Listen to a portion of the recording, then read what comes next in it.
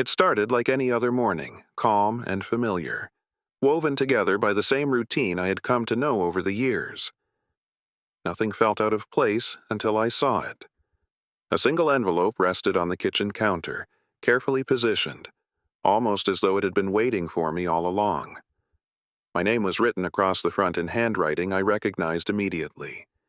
His steady, deliberate script, the kind that never shook or hesitated. It wasn't simply my name written there. It looked back at me like a judgment I wasn't prepared to accept. I tried to calm my thoughts. Maybe he had left for work earlier than usual.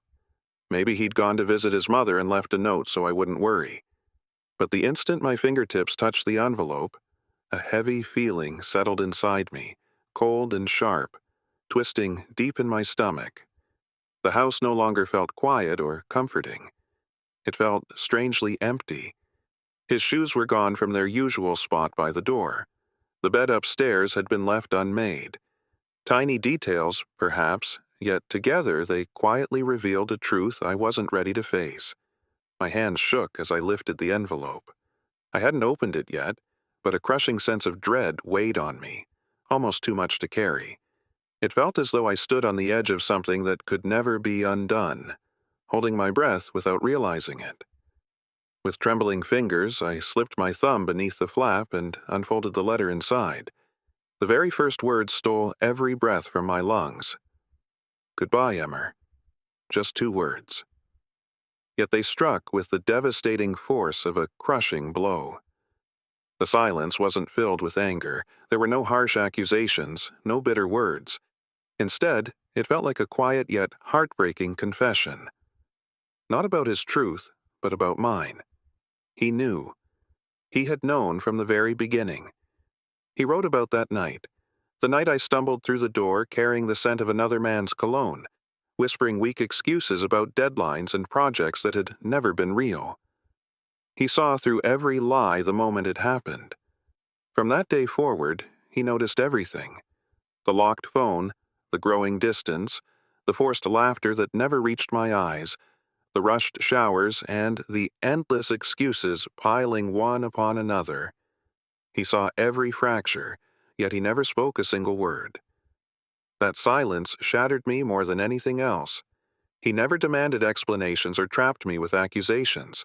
He simply waited, hoping I would find my way back, choose honesty, and return to the woman he once loved. But I never did. I drifted farther and farther away while he stood quietly, watching me fade from his life. His letter wasn't filled with resentment. It was filled with sorrow. He told me he still loved me, but continuing to love me meant losing himself, and he could no longer bear that pain. He wrote that if we remained together, we would only destroy each other. In that moment, I finally understood the damage I had caused.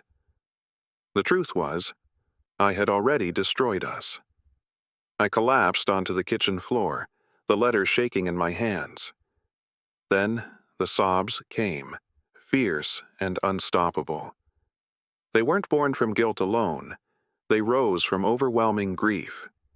Grief for everything I had lost. For everything I had destroyed beyond repair. He wasn't simply the man I shared a home with. He was the one who folded my laundry whenever I left it sitting in the dryer. The one who gently rubbed my back whenever panic tightened around my chest. The one who made my coffee exactly the way I liked it every single morning. The one who kissed my forehead each night as though it were a sacred promise. I'd believed he never noticed the little things, but he had noticed them all. He had loved me in every way that truly mattered, and I treated that love as though it would always remain, like quiet background music I never stopped to appreciate until the silence replaced it. Panic swept over me. I called his number again and again. Disconnected. I sent texts. I wrote emails. I drove to his office only to discover he had taken an indefinite leave. No forwarding address, no farewell, only absence, cold and unshakable. That was the moment the truth finally settled inside me. This wasn't something sudden. It wasn't a single mistake that drove him away. This had been slowly falling apart for a long time. He had given me every opportunity to come back, and I never did. So he walked away, not because of anger, but because of heartbreak, with nothing but quiet dignity. Days faded into weeks, and weeks slipped into months. I drifted through the house like a ghost of the person I used to be. His absence lingered in every room, in every silent corner.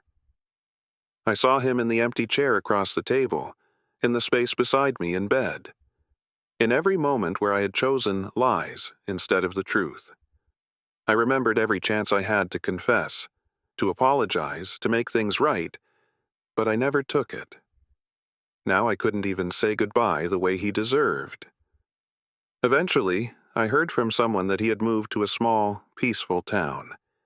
He was rebuilding his life, starting over. He never spoke badly about me or placed blame. Whenever people asked, he simply said it hadn't worked out.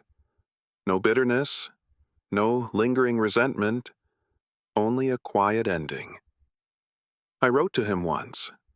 I didn't try to defend myself. I didn't beg him to come back. I only told him the truth, that I had been wrong, that I had truly loved him. But I hadn't understood what real love meant until it was far too late. That I had shattered something rare and beautiful because I had been too blind to cherish it. He never replied. I never expected him to. His silence was all the answer I needed. Our goodbye had already been written, and I had already read it on the kitchen floor that morning. I still keep the letter folded carefully inside a drawer I almost never open.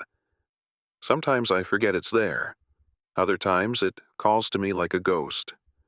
Whenever I read it, I'm reminded of what love is meant to be. Not dramatic or perfect, but steady, quiet, and constant. A love that never asks for recognition to be real. A love you only find once. And I lost it.